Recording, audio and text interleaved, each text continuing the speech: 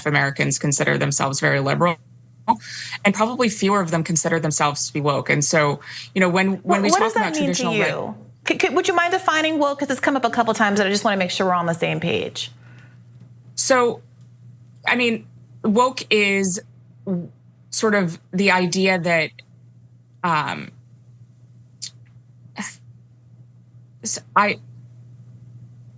this is going to be one of those moments that goes viral. I mean, that's a damn shame. There's Bethany Mandel over on the Hill Rising program talking about wokeness, because she wrote an entire book about the thing, and eventually she tried to come up with that answer that went viral. Let's let her continue.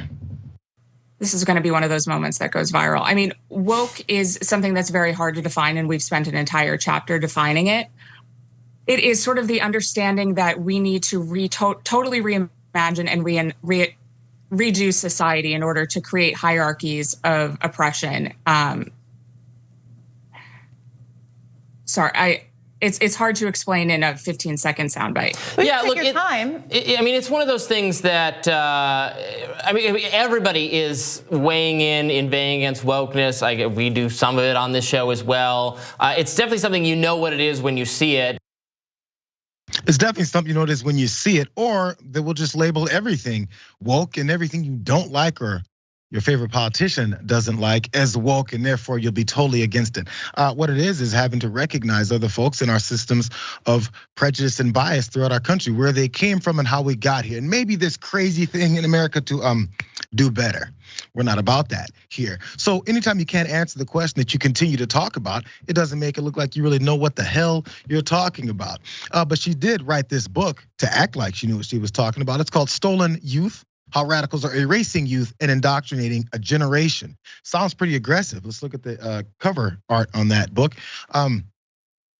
Just from my read of it, of the visual look of this, it looks like those are minority children that have been mashed and covered up, because that's what they're talking about. Minorities, people that are overlooked, people that have been oppressed throughout our history. But when they want to talk about that, we just want to say it's now the many folks who committed those atrocities, they're the victims. That's really what this is all about. She also wrote an article to explain it further. It was called How Woke Ideologies Are Upending American Childhood. I want you guys to keep in mind as we go through this, the aggression and the wording and the vocabulary that she's used to talk about these woke ideologies and these woke people. They're coming for your children. It continues to be on that route. She also wrote this in 2017. We need to start befriending neo-Nazis. There's her tagline and title there at the bottom of that piece, which a lot of people are pointing out as she's gone, as she pointed out, viral. And she did respond to all of that pushback from that particular article. And she says, I'm not obviously a Nazi, but you wouldn't know that from my Twitter mentions. Far from a piece endorsing Nazism, my piece recounted the story of 3 individuals, 2 Jewish and 1 Black, who were able to make neo-Nazis change their ways by responding to their terrible bigotry with kindness. So she wants to pass this whole narrative that the folks who historically have been oppressed, murdered, systemically biased, rules have gone against. Those folks are supposed to start befriending the Nazis who carried out murderous escapades, continue to do so to these days, shout people down and all that type of stuff. Where's the responsibility from these Nazis to start meeting other folks in the middle? What about the ones that go into grocery stores and start shooting people because of who they are?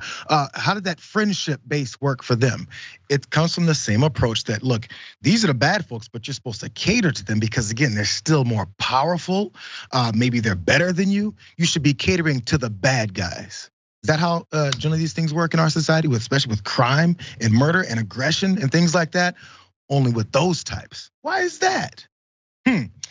Many conservatives, by the way, have been trying to define the term woke, and what ends up happening is they end up exposing themselves, because what it is what they absolutely do not want. Really fast, yes, I'll let you in one more second, because Ron DeSantis' team once had to do this, and Taryn Finsk, who's DeSantis' communication director, once said that woke was, quote, a slang term for activism, progressive activism, and a general belief in a systemic injustices in the country. something they're trying to make sure people don't look into by ways of education.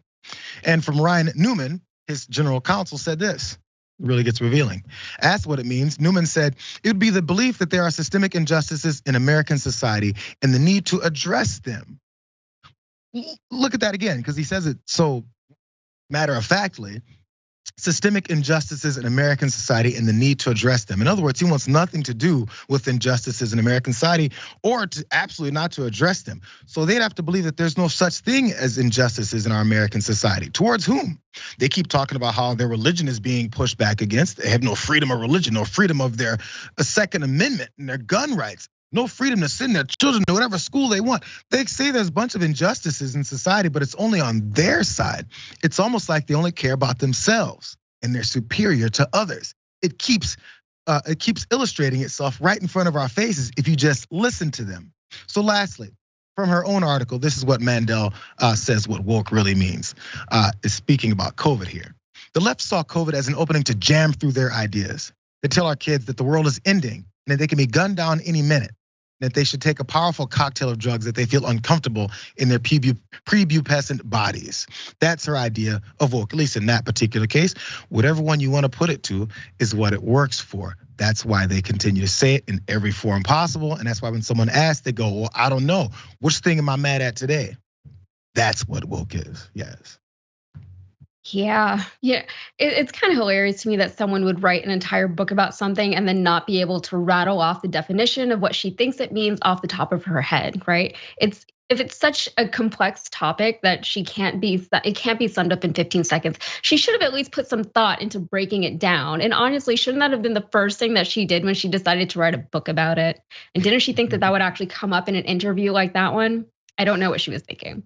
But that said, I obviously don't agree with the things that she was saying in the interview. And I think her perspective is obviously a little bit different from mine, and that's fine. But I'm going to be a little bit presumptuous and address the point that I think she was trying to make. And that is that progressives, for all of our positive intent and compassion for others, can be maybe misunderstood in the way that we put forth our message. Y'all, please don't come for me. I promise I'm not like against any of this, but I'm not saying by any means that we should be tolerant of intolerance, but the ways in which we confront that intolerance can sometimes be more effective at turning people away from our message than it is at bringing them in. I think social media is largely to blame for the ways in which we engage with people. It's kind of like an unnatural way that social media has trained us to talk to people. We wouldn't interact with strangers so bluntly if we were sitting across the table from them most of the time, right?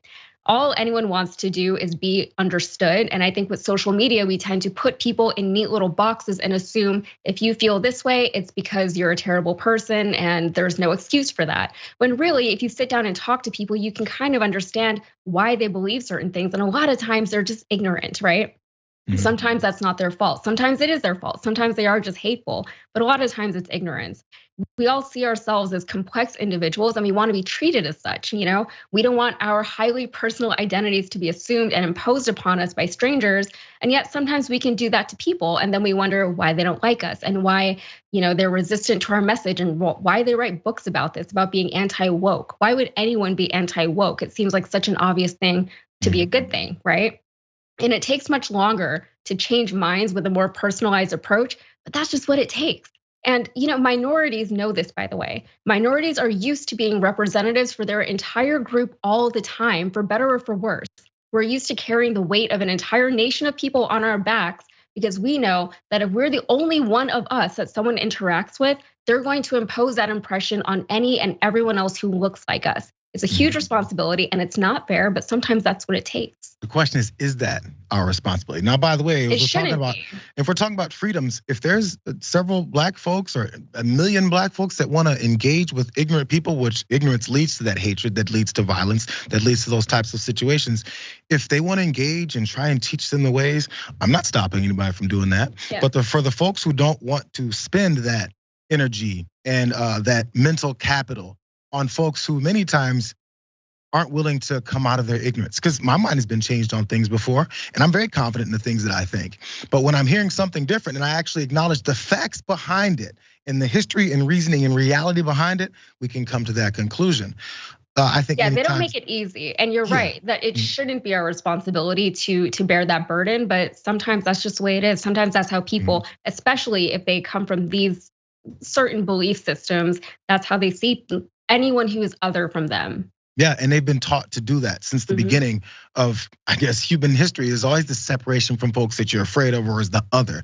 Now, once it comes to political parties and groups starting to weaponize that natural tendency of people to associate with folks that look and feel and come from the same backgrounds that they do, that's when we come into these problems. Because now it's, look what they're coming to do. When really, what they are coming to do is breathe, eat, live, and educate. But all those things then turn into they're coming to come get you. While those folks that told you to think and act that way are pilfering and stealing from you and using everything you've given them, for starting with your vote to their corruption. That's how these things work, bro. And I'm just, it's lazy to just go with woke. That's when these conversations break down. Well, I mean, and whenever you're talking to a massive audience like that, they're gonna be lazy. They're gonna try and diminish these really complex and interesting and hopefully helpful topics to something that is, bite-sized, something that they can put in the media, something like some kind of buzzword that they can repeat easily over and over and over again. And the woman in this interview, she actually said that if you repeat something enough times, people start to believe that. So she understands that, she acknowledges that, but then she's still playing into it by writing this book about, being woke and why that's a bad thing. It might be for the money. That always trumps any kind of realistic thought process. Weird how that works.